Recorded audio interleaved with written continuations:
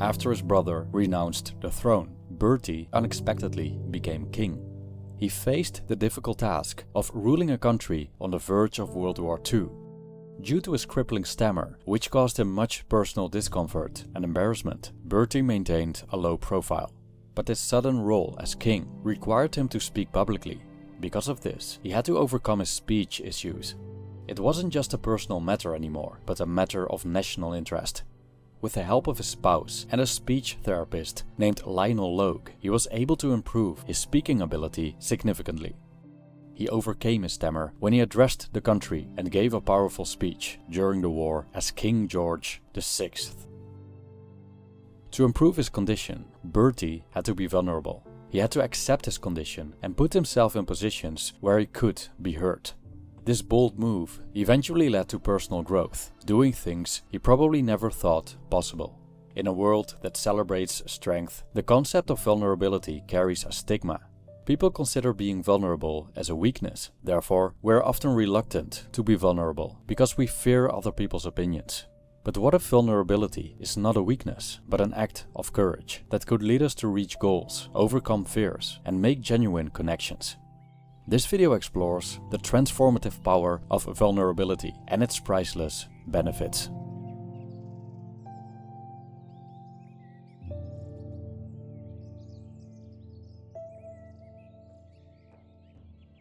The ancient Chinese war military general Sun Tzu wrote a manual named The Art of War, containing strategies for warfare. Appear weak when you are strong, and strong when you are weak is a piece of advice Sun Tzu provides. From a strategic military viewpoint, this advice may be sound, but it's also a form of deception. The latter part, to appear strong when you are weak, is common among people. We generally don't want to show weakness, appear stronger and better than we are, and we're afraid to fail, as it makes us look inadequate. But by doing so, we're thus engaging in deception. We hide who we truly are. The idea of being vulnerable makes many people uncomfortable. Many are reluctant to show vulnerability, because by doing so, they may appear weak. And in a way, that's true. By being vulnerable, we tear apart the walls we built around ourselves, our personas that we worked hard to uphold, and show ourselves in ways we can be hurt. Our weaknesses become visible. Our environment formerly saw our personas, for example, the persona of the resilient and fearless provider and protector of his family, or the strong, independent businesswoman who doesn't need anyone for support, especially a man. And likely, people liked and respected us for these traits. But the moment we drop those personas and show our true, complete selves, including our vulnerabilities, people see us in a different light. We're not as strong as we portrayed ourselves to be. We are, likely, not fearless. In many ways, we're actually weak. Think about it. No matter how strong you think yourself to be regarding physique, charisma, or resources, you're utterly at the mercy of circumstances you have no control over. You can be a well-trained fighter, able to kick almost everyone's ass, but illness and injury always loom around the corner. How strong are you when you attribute your strength to something that can be taken away in a heartbeat? Most, if not all people, have fears and weaknesses, but we don't allow ourselves to show them. We don't want people to think less of us and lose respect and faith in us because they see our vulnerabilities. They may be put off by the idea that below the armor there's someone, a human being, who is afraid, insecure, frail. They may not feel safe with us anymore because we aren't the fearless action heroes capable of protecting our loved ones at all costs. Or they may lose respect for us because we aren't as internally strong as we portrayed ourselves to be, but actually susceptible to addiction or depression and unable to solve these problems without support. Unfortunately, there's truth in the notion that certain people, not all, frown upon weakness. Therefore, there's a social stigma around showing vulnerability, which we often interpret as weakness. This stigma around showing weakness is especially true for men, whom society generally expects to be strong, unemotional, and fearless. By showing weakness, people may see you as not a real man or a pussy. Women may turn their backs on you, as you've shown them not to be a suitable provider and protector. It also results in many men holding up these facades of strength toward their girlfriends or spouses out of fear of losing them, or their respect at least, when they open up. A fear that, unfortunately, based on much anecdotal evidence, is not entirely unfounded. Hence, many online dating coaches exclaim advice toward men such as never show weakness or always maintain frame. But the problem with such advice is that it encourages men to put on facades based on fear. In this case, fear of losing the woman they're with, as a consequence of showing who they truly are. People with frailties, emotions, vulnerabilities, like all the rest of us. They maintain a curious and continual deception to prevent people from thinking less of them. They appear strong when weak, as Sun Tzu put it. They're engaging in their own art of war, not with an enemy military on their country's doorstep, but with themselves and their personal surroundings. However, by refusing to be vulnerable, they miss out on what could be the most significant catalyst for self-growth and genuine connection. How can we improve if we aren't willing to acknowledge our shortcomings? How can we become experts at something if we don't allow ourselves to be fools? Being vulnerable comes with risks, as we previously discussed. These risks mainly revolve around how people see us and the fear of being perceived as weak and inadequate. But true meaningful human connection requires being vulnerable. How can we connect with someone without showing significant parts of who we are? So it's pretty ironic when we think of it. We avoid being vulnerable because we're concerned with what people think about us, while this avoidance of vulnerability prevents us from building actual, meaningful connections. We could ask ourselves the following question: what's more important? Respect, affection, and high estimation by others based on deception coming from a desire to meet standards and expectations? Or genuine connection based on who we are, our frailties and weaknesses included, which may not align with standards and expectations? Many people put so much emphasis on the former that they hijack their chances to obtain the latter. But is it really that important to please others with our facades? Isn't this whole deception to gain other people's approval a waste of time?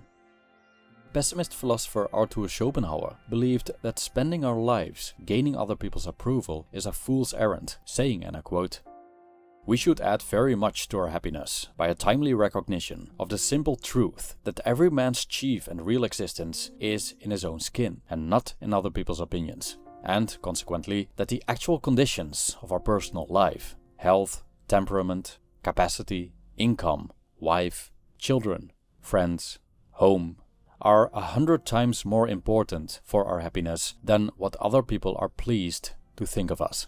Otherwise, we shall be miserable. And if people insist that honor is dearer than life itself, what they really mean is that existence and well-being are as nothing compared with other people's opinions." End quote. Schopenhauer is saying here that so many factors in our lives are more important than what other people think of us. Things like genuine connections, our income, and how we spend our time.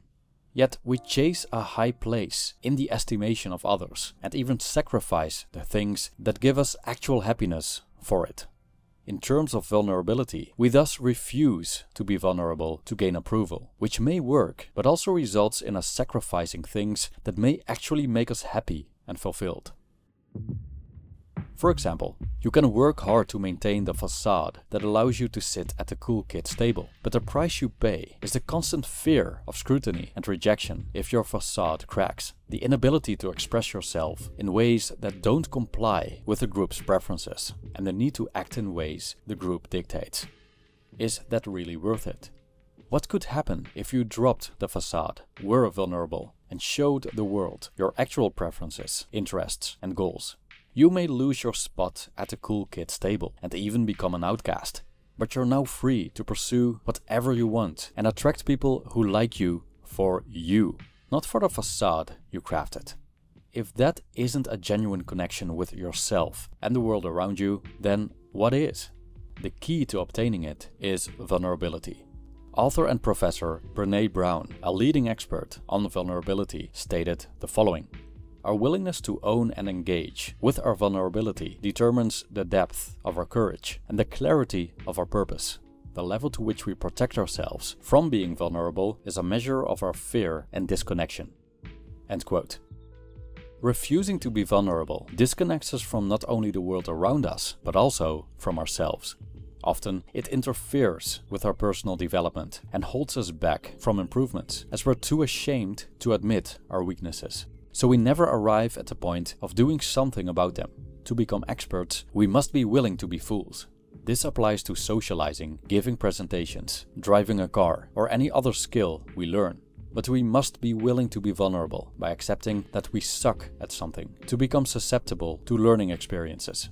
Thus, when we allow ourselves to be vulnerable, we engage in an act of courage. We let our guard down, tread unknown territory, enter a position where we can fail, disappoint people, be laughed at, rejected, and so forth. But in this vulnerability lies a path to immense self-growth. As Brené Brown stated, "We must walk into the arena, whatever it may be, a new relationship, an important meeting, our creative process, or a difficult family conversation, with courage and the willingness to engage. Rather than sitting on the sidelines and hurling judgment and advice, we must dare to show up and let ourselves be seen. This is vulnerability. This is daring greatly." End quote. Putting yourself in situations that make you vulnerable can lead to greater strength. It's the exposure to these situations that increases confidence. You'll become more comfortable in these situations. For example, I had a surge in anxiety I experienced in social situations and crowded places after the pandemic. So I realized I had two options: to avoid these situations or expose myself to them, which put me in a vulnerable position, as I would experience the sensations of anxiety and overstimulation and possibly coming off as weak because of it. However, I could improve only by putting myself out there and fully accepting what was happening. It was another reason for me to travel, which forced me to engage socially and be in crowded places. Another example of the power of vulnerability is dealing with trauma. Again, the logic is sound. You cannot improve something you're unwilling to acknowledge and engage with.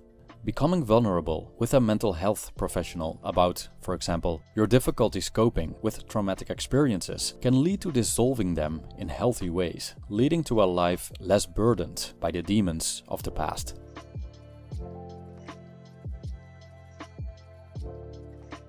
So how does being vulnerable work? How do we pull this off? I think that from what we have discussed so far, we can logically derive some tools that may help us be more vulnerable.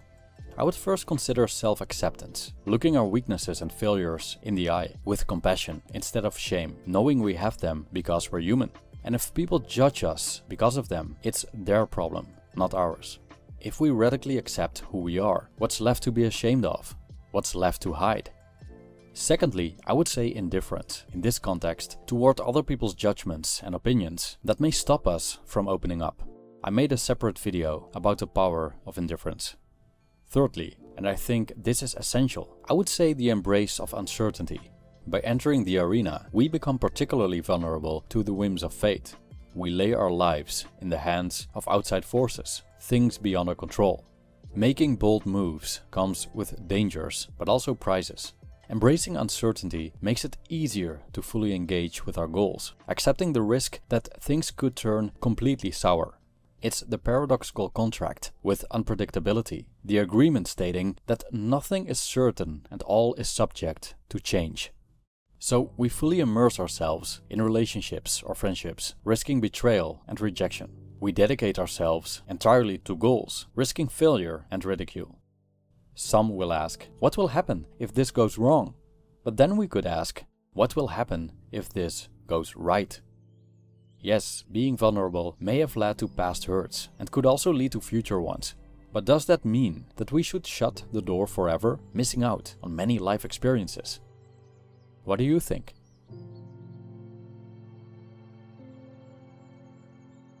Thanks for watching.